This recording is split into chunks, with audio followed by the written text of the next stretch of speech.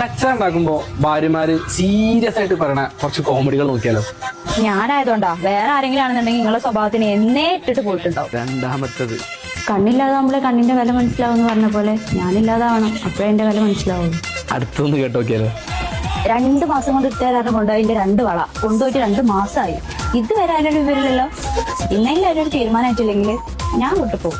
ഇനി പറഞ്ഞത് ഭയങ്കര സീരിയസ് ആയിട്ടുള്ള കാര്യമാണ്. അതിലെങ്ങാനും ചിരിച്ചോ തീർന്നു. എത്ര നല്ല ചെക്കന്മാരിന്റെ കൂടെ നടന്നു പറയും. ഏത് നേരത്താണ് എനിക്ക് ഇന്നലെ തന്നെ എന്റെ തലയെടുത്ത് വെക്കാൻ പോകുന്നത്.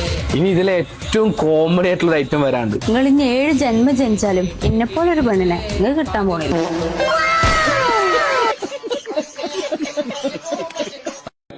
ചില ഭർത്താക്കന്മാർക്ക് അവരുടെ ഭാര്യമാരെ ഭയങ്കര പേടിയാണ്. എന്താണെന്നറിയില്ല, എവിടെയെങ്കിലും പോയി കുറച്ച് ലൈറ്റായി കഴിഞ്ഞാൽ 2 ചോദ്യമായിരിക്കും.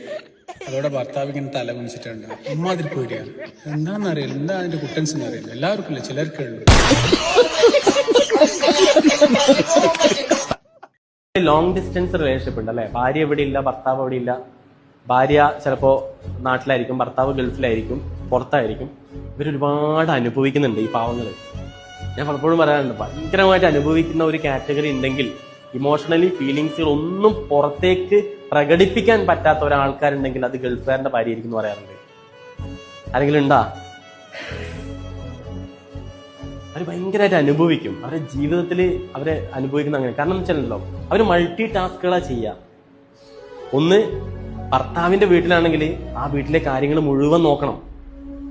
അയച്ചു തരുന്ന പൈസേനെ കൊണ്ട് കൃത്യമായിട്ട് അത് ഓഹരി വെച്ച് അത് പ്ലാൻ ചെയ്ത് അത് എത്രയാണോ എവിടെയാണോ കൊടുക്കേണ്ടതെന്നൊക്കെ പ്ലാൻ ചെയ്ത് ജീവിക്കണം. മക്കളുണ്ടെങ്കിൽ ആ മക്കളുടെ കാര്യം അത് നോക്കിയിട്ട് വേണം നാട്ടിൽ ചിലപ്പോൾ ഒരു ജോലിക്ക് പോകാൻ വേണ്ടിയിട്ട്. ചിലപ്പോൾ കുഞ്ഞു മോളും ഉണ്ടെങ്കിൽ നമുക്ക് ജോലിക്ക് പോകാൻ പോലും പറ്റില്ല.